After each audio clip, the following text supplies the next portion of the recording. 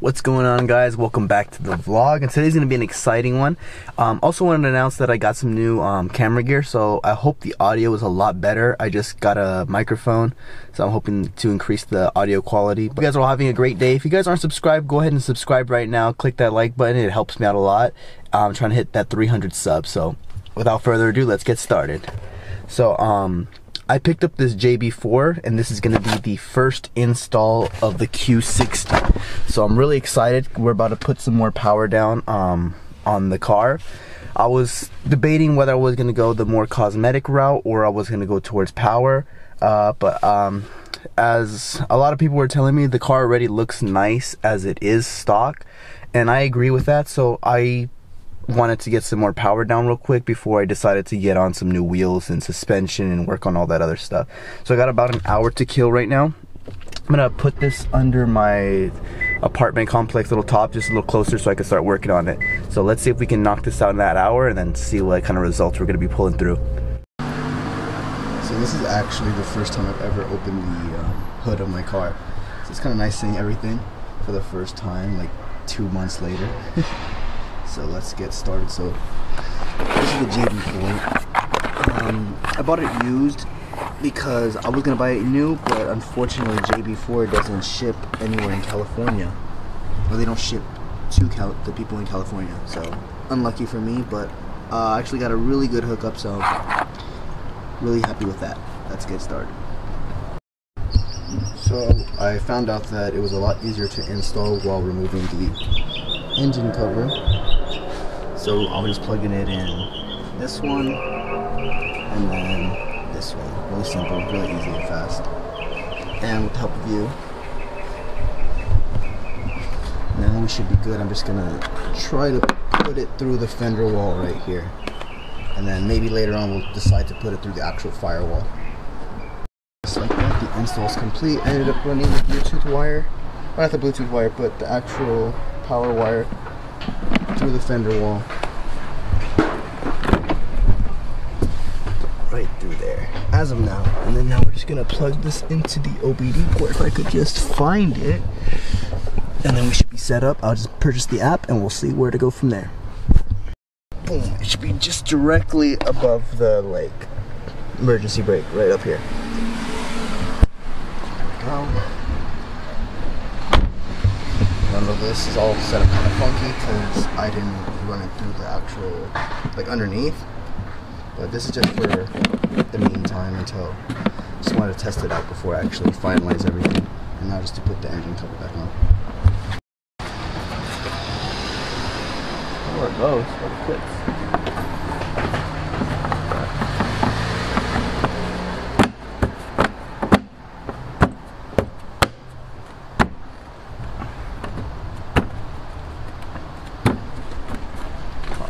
Now the final step is just actually purchasing the app. It's gonna be on the Play Store. I believe it's on iPhone too, but it's gonna be $27.99. And that's the last step we do before we're able to use it.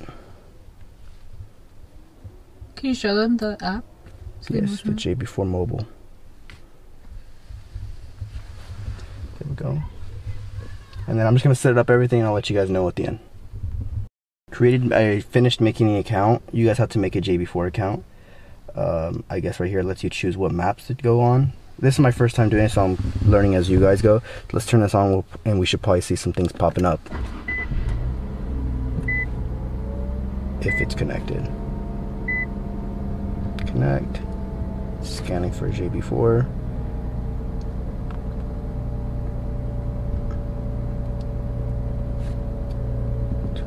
What's up, guys? So it's actually the next day.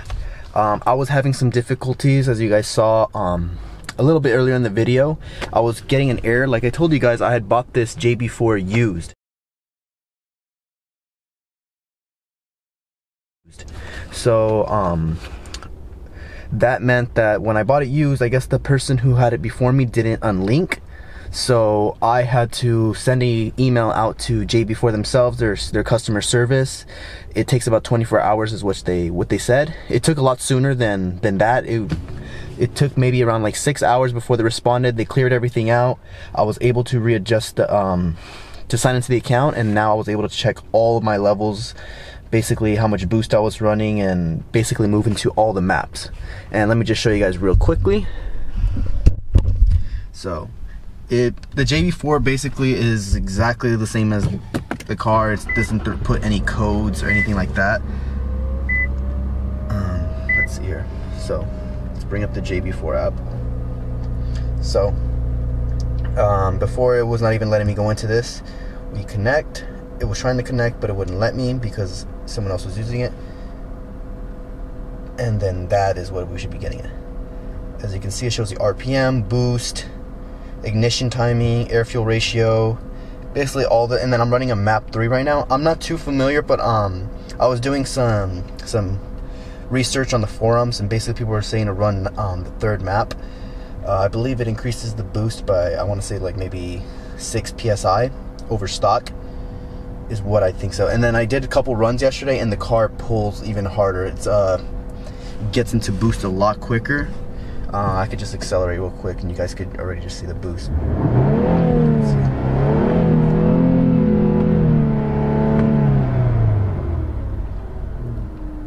Once running, it's just a whole entire different animal.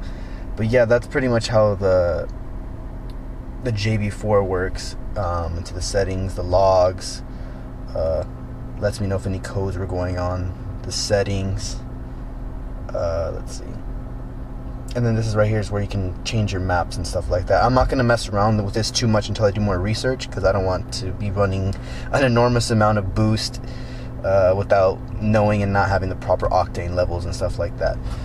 But yeah, it's all pretty simple plug and play.